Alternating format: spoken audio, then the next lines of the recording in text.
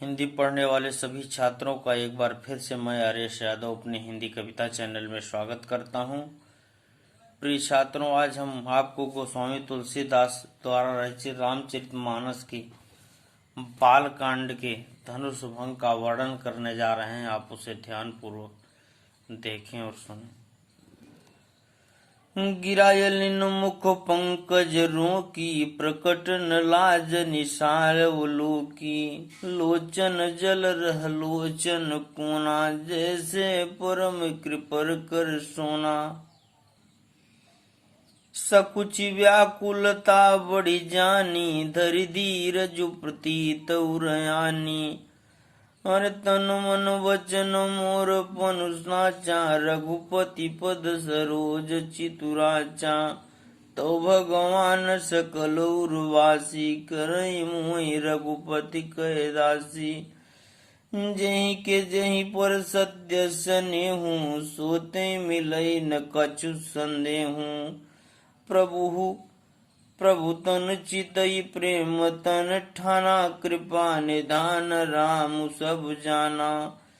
सिंहि बिलोकित केउ धनु कैसे, चितौ गरुड़ लघु ब्यालई जैसे। अब आप शब्दार्थ पर ध्यान दीजिए। गिरा अर्थात बाणी, अलिन का अर्थ है भ्रमरी, रोकी का अर्थ है रोकना, प्रकट का अर्थ है प्रकट करना, निशा का अर्थ है रात्रि, अलौकिक का अर्थ है देख करके, कृपण का अर्थ है कृपण, कृपण अर्थात कंजूस, सकुची का अर्थ है संकोच करना, प्रतीति का अर्थ है विश्वास, विश्वास।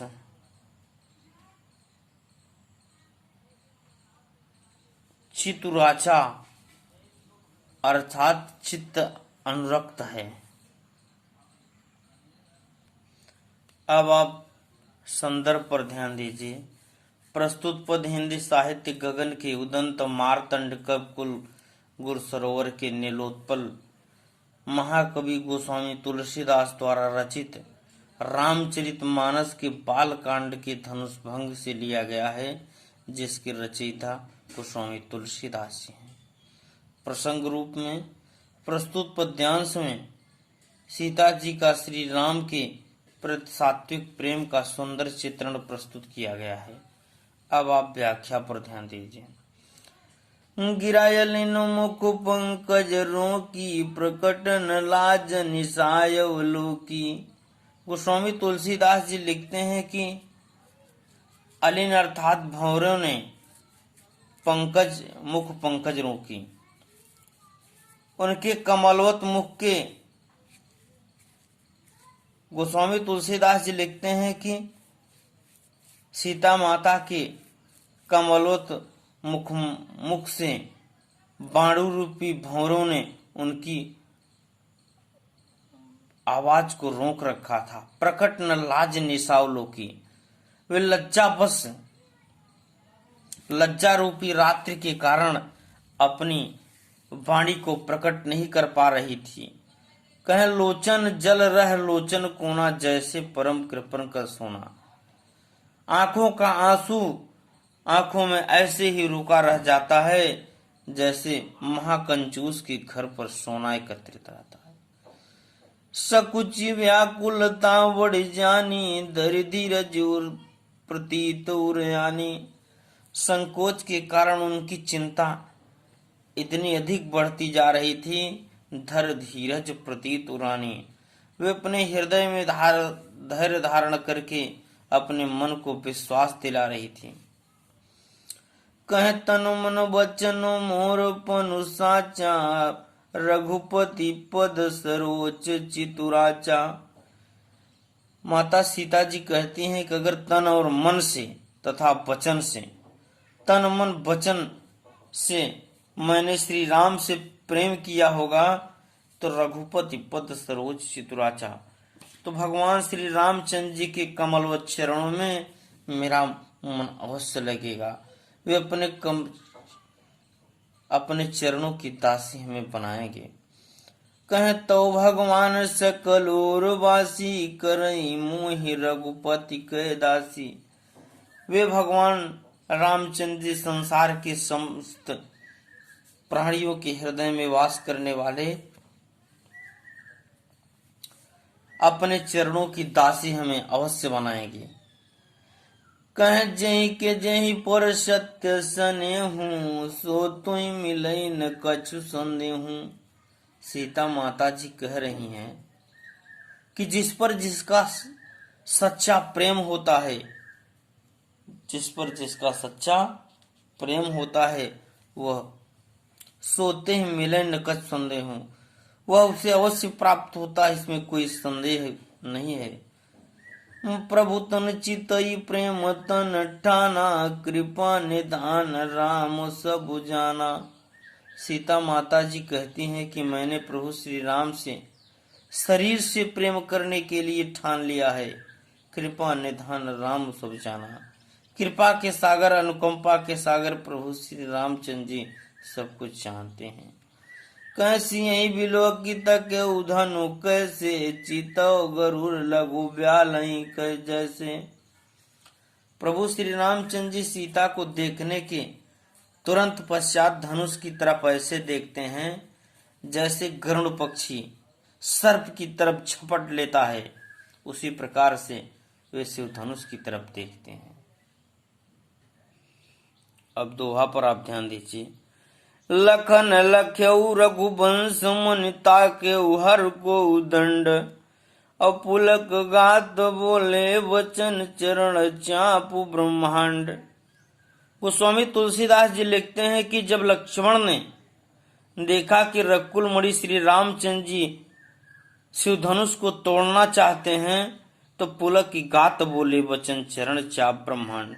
वे शरीर से पुलकित हो गए और अपने चरणों से, अपने पैर से धरती को दबा करके पुलकित होकर के उन्होंने कहा, दिस कुंजरहूं कमठ यही कोला, धरहूं धरनी धरी धीर न डोला।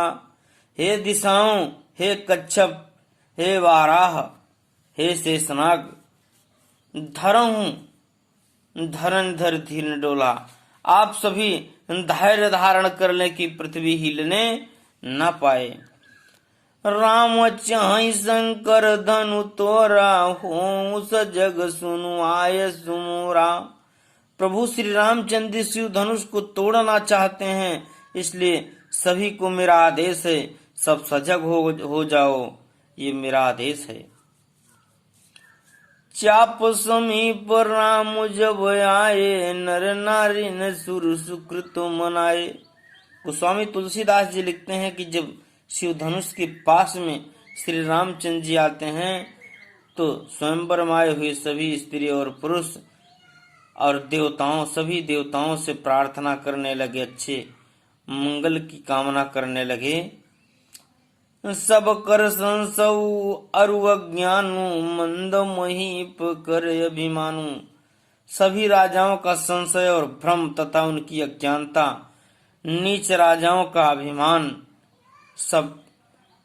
कह भृगुपति केरी गर्भ गरुआई, सुर मुनिवर केरी कतराई। भृगुपति अर्थात परशुराम की घमंड की कातरता और सुर मुनि वर केरी कतराई। सभी देवताओं और मुनियों की कातरता। सिय कर सोचु जनक पछितावा, रान कर दारुण दुख दावा। सीता माता की चिंता और राजा जनक का पश्चाताप और रानी सुनैना के दुख और दरिद्रता। शंभु चापू बड़ बोही तुपाई, चढ़े जाई सब संग मनाई। शिव धनुष को मजबूत जान करके चढ़े जाई सब संग बनाई। सभी एक साथ उस शिव धनुष पर जाकर के सवार हो गए राम बाहुबल सिंधु अपारा चहत पारु नहीं को कड़हारू। श्री राम की भुजाओं के बल पर समुद्र को पार करना चाहते थे, लेकिन वहां पर नौका को पार करने वाला कोई खेवट नहीं था। दोहा रूप में ध्यान दीजिए। राम बिलो के लोग सब औचित्र लिखे से देखी, चितैसी कृपा तनय जानी विकल विशेषी। जब मर्यादा पुरुषोत्तम भगवान रामचंद्र जी ने राम बिलो के लोग सब चित लिखे से देखी, जब मर्यादा पुरुषोत्तम भगवान श्री रामचंद्र जी ने सभी राजाओं की तरफ देखा तो उनको स्वयंवर में बैठे हुए सभी राजा चित्र में छपे हुए पोस्टर की भांति, एक चित्र की भांति दिखाई दिए। औचित इसी कृपा तनय जानी विकल विशेष। जब अनुकंपा के सागर श्री रामचंद्र जी ने सीता की तरफ देखा तो सीता जी उन्हें विशेष रूप से व्याकुल अवस्था में दिखाई दी। प्रिय छात्रों, अब आप काव्य सौंदर्य की तरफ ध्यान दीजिए। अवधी भाषा, प्रबंध और चित्रात्मक शैली, माधुर्य गुण, श्रृंगार रस, दोहा और चौपाई छंद, अभिधा एवं लक्षणा सब शक्ति। लोचन, लोचन कोना, परम कृपन और धीरे धीरज, धर धीरज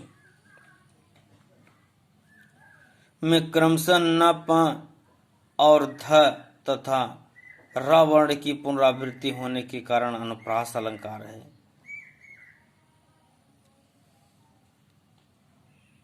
जैसे परम कृपन कर सोना, जैसे परम कृपन कर सोना, यहाँ उपमा बताने वाले, समता बताने वाले शब्द जैसे का प्रयोग किया गया है, इसलिए यहाँ पर उपमा अलंकार है। इस प्रकार प्रिय छात्रों, आप हमारे वीडियो को ज़्यादा से ज़्यादा लाइक और शेयर करें, सब्सक्राइब करें और अन्य वीडियो को प्राप्त करने के लिए हमारे चैनल के बेल आइकन को प्रेस करें। धन्यवाद।